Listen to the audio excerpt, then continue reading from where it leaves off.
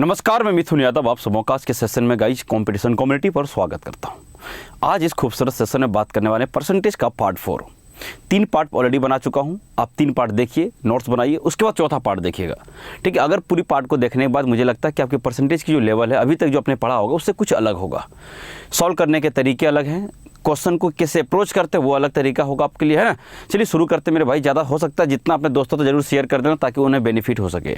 अगर आपके शेयर करने से किसी का भला हो जाए तो मुझे लगता है ज़्यादा बेटर है कि आप शेयर कर ही दें। ठीक है, और फिर मैंने कहा कि ऐप में कोई बच्चे की तकलीफ अभी नहीं जाना चाहिए, वो सब कुछ सही हो गया है। कैसे ऐप डाउनलोड होगा मैं कई बार वीडियो में बता भी चुका हूँ। इस वीडियो के डिस्क्रिप्शन में ही आपको क्या होगा, ऐप का लिंक दिया हुआ, उसको डाउनलोड करिए, क्योंकि ये पूरी जो वीडियो अगर आपको देखना होगा तो आपको ऐप में जाना होगा। और ऐप में कोई चार्जेज नहीं है, वहाँ भी फ्री ऑफ कॉस्ट है, यूट्यूब पर भी फ्री ऑफ कॉस्ट है। ठीक, तो जल्दी से फटाफट शेयर कर दीजिए दोस्तों तक। आगे बढ़ता हूँ। देखिए यहाँ पे पार्ट 4 में सवालों का लेवल थोड़ा सा आपको अच्छा देखने को मिलेगा, लेकिन एक पार्टिकुलर टाइप के सवाल यहाँ पे देखने को मिलेंगे। ठीक है, आओ देखते हैं। पहला सवाल क्या है, आपकी स्क्रीन पे देखते हैं फटाफट से। स्क्रीन पे ये रहा सवाल। ये एसएससी सीजीएल मेंस 2019 का सवाल है और मैं उम्मीद भी करूंगा इस तरह सवालों को आप बहुत ही सिंपल भाषा में बना लोगे। मेंस से हमें डर नहीं लगता है, बस इस कॉन्सेप्ट को पकड़ने का काम है, उस पर काम करने के। आइए सवाल बोला क्या, देखिए। बोला रेनू के पास टोटल संपत्ति कितना है, उसके पास 66 सहित 2/3%, 66/2/3% उसके पास क्या है, कैपिटल है। यदि उसके पास मौजूद संपत्ति का 30% जो है इतना रुपया है, ठीक है, तो संपत्ति का मूल्य पिकअप में 45% क्या होगा, संपत्ति के जो भी उसके मूल्य होंगे संपत्ति का मूल्य का 45% क्या होगा। हमने यहाँ पे सीधा बात बोला कि देखिएगा इस पे हम लोग काम कर लेते हैं। सर इस 66/2/3% का फ्रैक्शन वैल्यू क्या होगा, तो आप तुरंत बोल दोगे सर इसका फ्रैक्शन जो वैल्यू होती है वो होती है कितना, 2/3। इसके बाद ये मतलब हुआ कि टोटल संपत्ति अगर 3 है जिसमें से उसके पास अभी कितना 2 है। अगर टोटल 300 का मान लो 3 का संपत्ति है, 3 में से उसके पास कितने हैं, 2 है। ठीक है, तो ये नीचे वाले को हमेशा क्या बोलते हैं, टोटल। ये बात याद रखिएगा, मैं यहाँ पे लिख दे रहा हूँ टोटल। इसको क्या बोलते हैं हम लोग, टोटल बोल लेते हैं। ठीक है, और ये इसका बस प्रेजेंट है, ये प्रेजेंट में इसके पास इतना ही है, 3 में से 2 ही इसके पास अभी प्रेजेंट में है। अब ये सवाल होगी, बोला मौजूद संपत्ति का 30%, तो मौजूद कौन है, 2 है।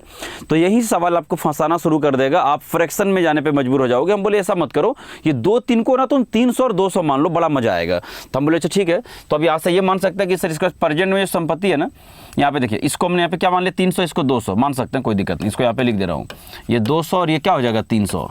तो अभी मौजूद संपत्ति कितना, 200 में क्या क्या 30% का मान कितना, चलिए देख लेते हैं क्या है इतना। हम बोले अच्छा रुको, सबसे पहले हमने ये देखा, ठीक है भाई 200 का 30% निकाल लो। तो अब अगर यहाँ से बोलोगे कि सर 200 का 30% अगर हम निकालते हैं वो तुमको 60 दिख रहा है, हम बोले बिल्कुल दिखना चाहिए। तो सर इसका मतलब हमारे पास कितना है, 60 है। हम बोले हाँ, और इसी 60 का मान सवाल को कितना दिया, 12 कितना है 12000000 है, कोई दिक्कत नहीं। इसका मान सवाल आपको दिया है 125000, कोई दिक्कत नहीं सर। आइए ध्यान समझिएगा, करना इतना है आपको कि 1 का मान पहले निकाल लीजिए। ठीक है, हम बोले हाँ निकाल लेते हैं। चलिए यहीं से मैं इसको सॉल्व करना शुरू करता हूँ। 1 का मान कितना होगा, 125 कितना 000 रहने दीजिएगा, सारी डिवाइड बाई कितना हो जाएगा 60। आप समझना, ये 1 का मान आ गया। हम बोले हाँ, अब आपको पहले 300 का मान करके क्या करें, 300 का मान निकाल करके क्या करेंगे, सीधा उसका 45% निकाल देंगे, तो मामला यहीं पे खत्म हो जाएगा। ठीक, आओ पहले हम क्या कर सकते हैं, 300 का मान निकाल लीजिए, टोटल संपत्ति पता चल जाएगा। ठीक है सर, कितना है 125, ठीक है 000 डिवाइड बाई कितना होगा 60 और इंटू क्या हो जाएगा 300। देखते ना सवाल कितना आसानी से बन जाएगा। तो अब यहाँ से बोल सर ये 5 बार में कट जाएगा, हम बोले हाँ ये तो सही बात है। तो अब देखिए, अब हमको क्या करना है सर, ये 300 का जितना मान आ गया उसका 45% निकाल देंगे। सवाल पूछा भी था, देखो यहाँ पे है ना, कि संपत्ति का मूल्य का 45% का मान क्या होगा। हम बोले अच्छा कोई दिक्कत नहीं है। यहाँ से अगर आप देखें तो 300 का मान कैलकुलेट कर दूँ क्या, यहाँ से देखिए 125 गुने 5 कितना हो जाएगा 625। तो ये मान हो जाएगा कितना 625 पे 30। ठीक, अब देखिए इसी का 45% निकाल दोगे, आंसर आपका आ गया।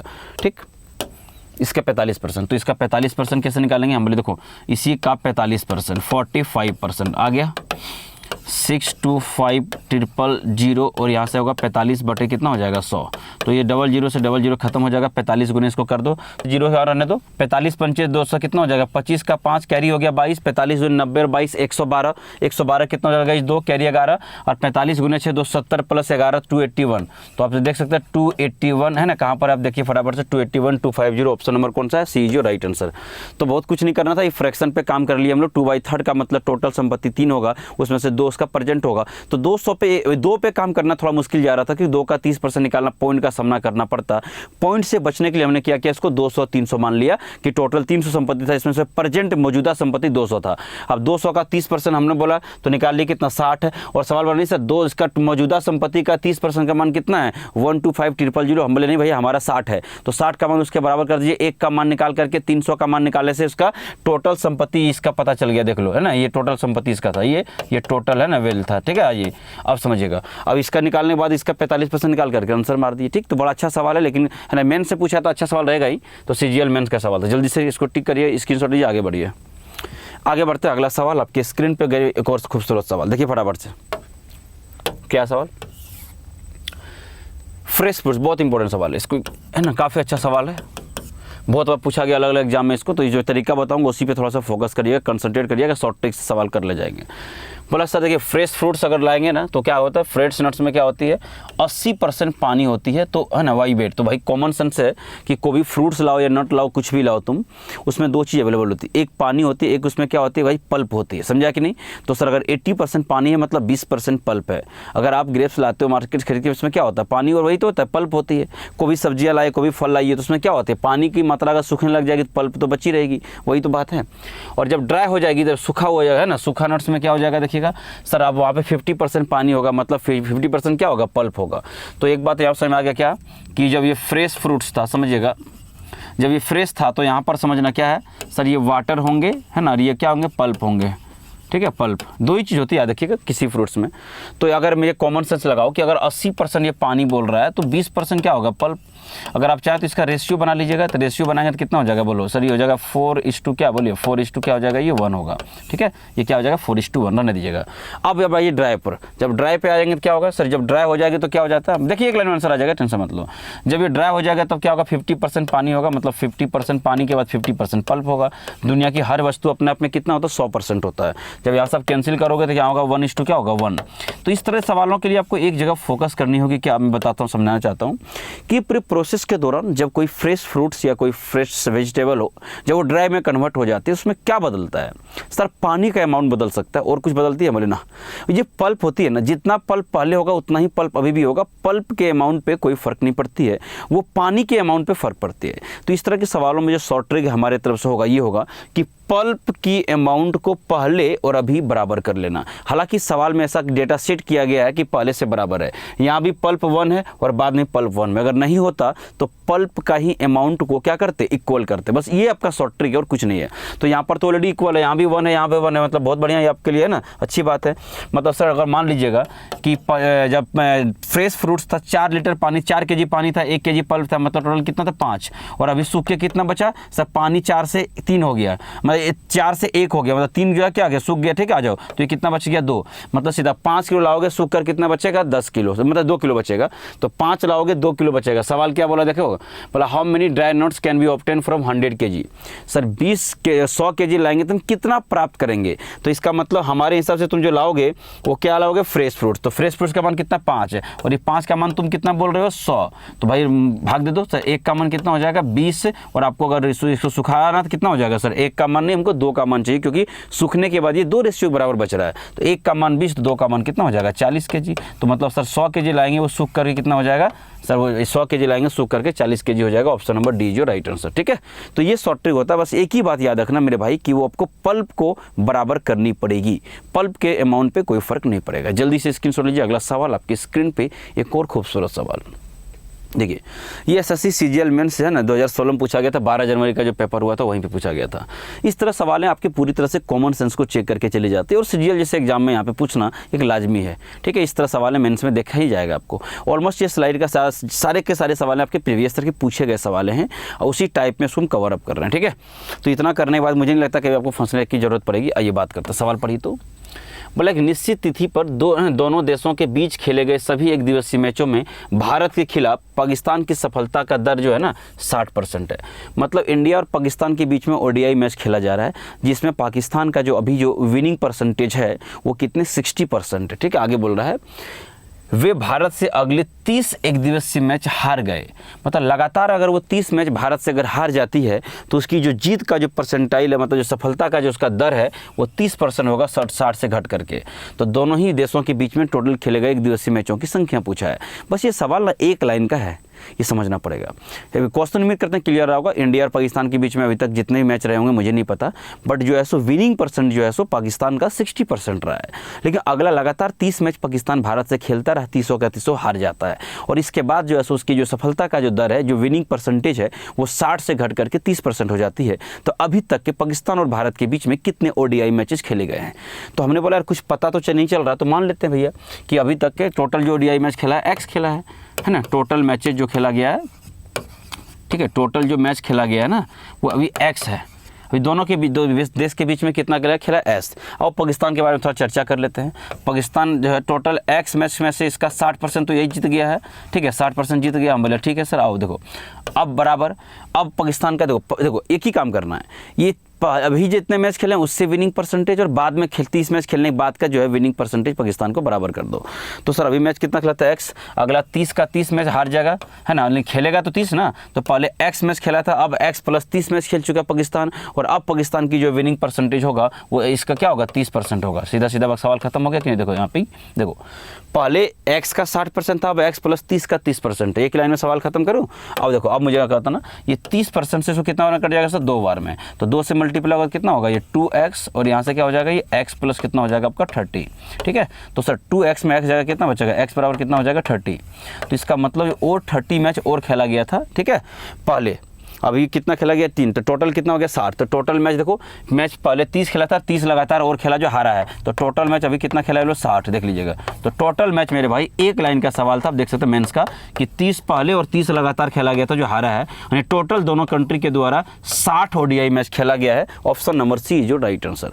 तो एक लाइन इतना नहीं कर सकते थे, बताओ तुम, आप सॉल्व करो यहीं से करो, ये लाइन तुम मानोगे थोड़ा मन में, समझा कि नहीं?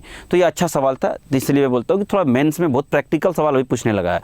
अभी जैसे आप बोलते हैं कि भाई, मैं अक्सर बोलता हूं कि जो भी स्टेट लेवल का प्रिपरेशन कर रहा है, जो लोकल बुक्स आप पढ़ते हैं, तो लोकल बुक्स में इस तरह सवाल नहीं मिलेगा। अगर उसको गलती से ये सवाल दिख जाएगा, उसको टाइप मारेगा कि टाइप नंबर 51, टाइप नंबर 102 मार देगा वो, उसका मन है ना।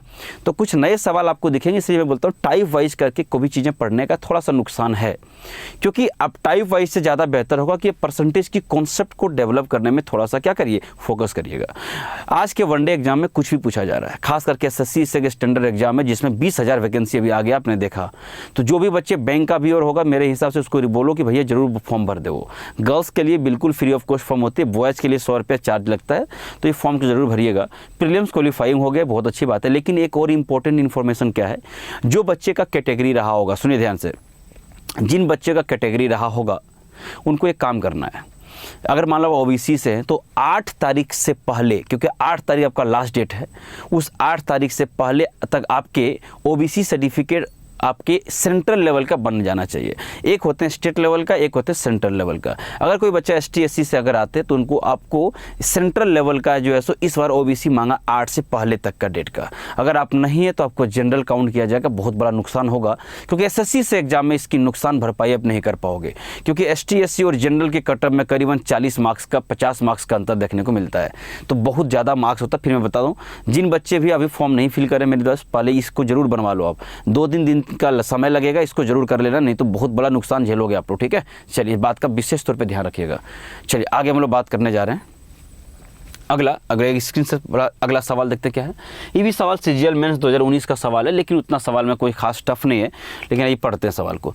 टफ सवाल बिल्कुल नहीं होता, मेंस में हो या प्रीलिम्स में हो, आप कॉन्सेप्ट पे फोकस करिए। टफ तो हो ही नहीं सकती यार, टफ कैसे होगा। पढ़ो सवाल। बोला कि एग्जाम में जानते सर, हाँ, A ने ऑब्टेन किया 10% मोर मार्क्स देन B, और B ने ऑब्टेन किया 20% मोर मार्क्स देन क्या C, और C ने ऑब्टेन किया कितना, बोलिए 32 मार्क्स लेस देन D, और इस तरह से A ने कितना ऑब्टेन किया, total 272 marks more than C। अच्छा, बहुत सिंपल सवाल, मुझे तो बहुत ज़्यादा टफ सवाल नहीं लग रहा। अगर आप इसको देखें, ये सवाल भले मेन से पूछा हो, लेकिन पूरी तरह से बैलेंसिंग पर है। अगर आपको रेशियो का वो दिन अगर याद होगा, जब मैं आपको रेशियो का डे 1 पढ़ाया था, ये बैलेंसिंग के अलावा मुझे यहाँ पे कुछ नज़र नहीं आ रहा। आइए आपको बैलेंसिंग से दिखाता हूँ कि बैलेंस अगर आपने करने आ गया तो सवाल ने दम तोड़ दिया। यहाँ पे पहले ए अनुपात बी क्या लिखोगे, देखो कुछ चीज़ें मैं डायरेक्ट भी लिखूंगा कि आपको पता है, थोड़ा पे डेवलप हो गया आपका माइंड। ए का अगर 10% ज़्यादा है बी से, तो बी को 100 मानोगे तो ए को कितना मानोगे 110। अगर इसको रेशियो में अगर आप चेंज करते हो तो कितना हो जाएगा आप मुझे बताओ। तो बोला सर 10 बटे क्या होगा, देखो तो यहाँ पे ये अगर बी का मान 10 होगा तो ए का मान कितना होगा 11 होगा। बात समझा कि नहीं, देख लो इसका 10% ज़्यादा है, मतलब 100 और 110 लिखा हूँ, जीरो मैंने ऑलरेडी कैंसिल कर दिया है। अब सवाल बोला कि सर देखिए बी का जो मार्क्स है 20% ज़्यादा है किससे, सी से, तो यहाँ से बी और सी के बारे में एक कमेंट कर लेंगे। 20% का मतलब ये 100 होगा तो ये 120 होगा, तो 20 से कटाओगे तो ये क्या हो जाएगा, ये 5 होगा तो ये कितना हो जाएगा, बोलो 6 होगा। ये बात मैं ओरल कर रहा हूँ, समझ जाना। 100 और 120 को हम लोग डायरेक्टली कैंसिल कर दिए, ठीक। आइए आगे अगर हम बात करते हैं सी के बारे में, बोला सर सी जो है सो कम है किससे, डी से, कितना 32%। तो सर सी और डी के बारे में इतना बोल देंगे कि अगर डी को 100 मानोगे तो इसको 32% कम कर देगा, मतलब कितना हो जाएगा 68। 4 से कटा दोगे तो कितना होगा 17 चौका 68 और ये हो जाएगा कितना 25, ठीक है। इतना सा बात मैं उम्मीद करूंगा सबसे क्लियर रहा होगा। और ये सीधा सीधा क्या करें, बैलेंसिंग को रुक करें, और बैलेंसिंग को रुक करने के बाद आप सीधे इस पर क्या कर सकते हैं, बात कर सकते हैं, ठीक। देखिए क्या है, ये A/2, ये B/2, ये C/2 क्या बोलो D है। अब यहाँ से आप बात करें, हम बोले हाँ ठीक है। देखो बैलेंस करने का तरीका कितना खूबसूरत होता है। क्या करते हैं सर, कुछ नहीं, देखिए यहाँ पे 17 छक्का कितना 102, 102 गुने कितना कर लेंगे सर 11। हम बोले 102 गुने 11 करने का आसान तरीका क्या होता है, मैं आपको यहाँ समझा देता हूँ। हालांकि ओरल कर सकते थे, 11 का किसी से मल्टीप्लाई करने का अलग ही अनोखा तरीका मैं आपको बता के रखा हूँ। क्या कि सीधा सीधा पहले 2 लिख दो, जोड़ देना, 2 + 0 फिर 2 हो गया, समझिएगा। 0 + 1 ये 1 हो गया, और ये 1 को क्या हो गया 1, मतलब सर ये 1 1 2 2 हो गया, ठीक है। 1 1 2 2, उम्मीद करते हैं बात क्लियर रहा होगा। अगर किसी बच्चे के साथ दिमाग में नहीं जा रहा तो आप एक काम और कर सकते थे, क्या कर सकते थे, पहले 10 से गुना करोगे 1020 होगा, फिर से वहाँ से 102 और जोड़ देना, तो फिर ऐसा आंसर वही मिलने वाला कितना, या 1 1 2 2, ठीक, डन। आइए अब बी के लिए क्या करना है, इसको छोड़ करके इसको ले लेते हैं, ठीक है। तो यहाँ से क्या होगा 1 0 2 0, ठीक है, डन। आइए सर सी के लिए क्या करना होगा, हम बोले ऊपर से एक और छोड़ देना, इधर जाओ, 17 × 5 कितना होगा 50।